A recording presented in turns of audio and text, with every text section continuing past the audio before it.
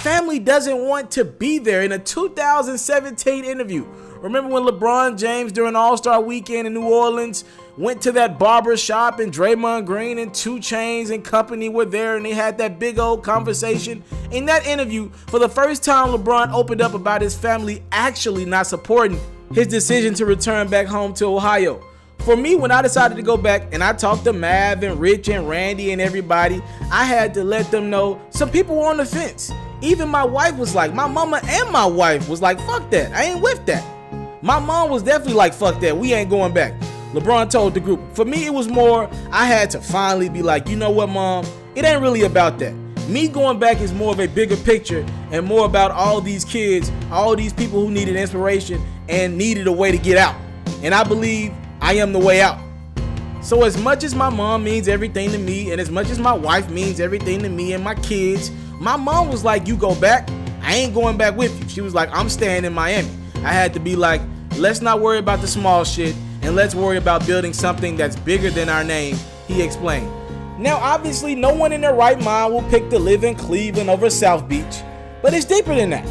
LeBron's wife Savannah has a juice bar in Miami. That's why she didn't want to leave. His kids had got accustomed to their new schools after a 4-year transition, but there was more than that. A real reason why Bron's wife and his mama didn't want a Cavs reunion.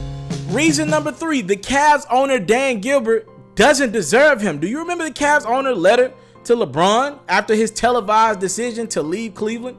Dear Cleveland, all of Northeast Ohio and Cleveland Cavaliers supporters, wherever you may be tonight, as you now know, our former hero, who grew up in the very region that he deserted this evening, is no longer a Cleveland Cavalier.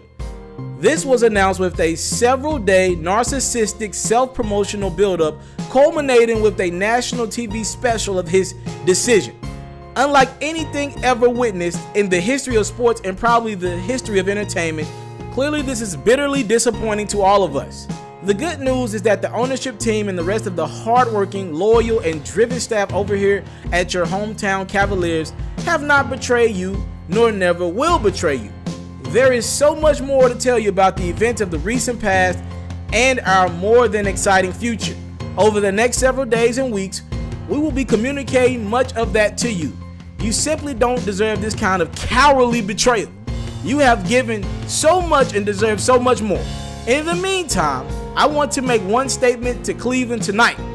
I personally guarantee that the Cleveland Cavaliers will win an NBA championship before the self-titled former king wins one.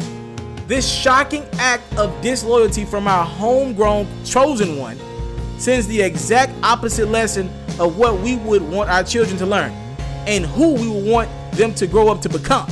But the good news is that the heartless and callous action can only serve as the antidote to this so-called curse on Cleveland, Ohio. The self-declared former king will be taking the curse with him down south, and until he does right by Cleveland, Ohio, James and the town where he plays will unfortunately own this dreaded spell and bad karma. Just watch. Sleep well, Cleveland. Well, Dan Gilbert, you didn't deliver on your promise. LeBron won 2 championships with the Heat and then came back and took care of your dirty work.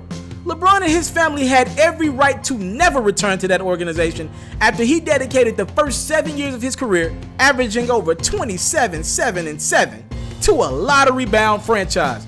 Without LeBron, translation, the Cavs are nothing. Reason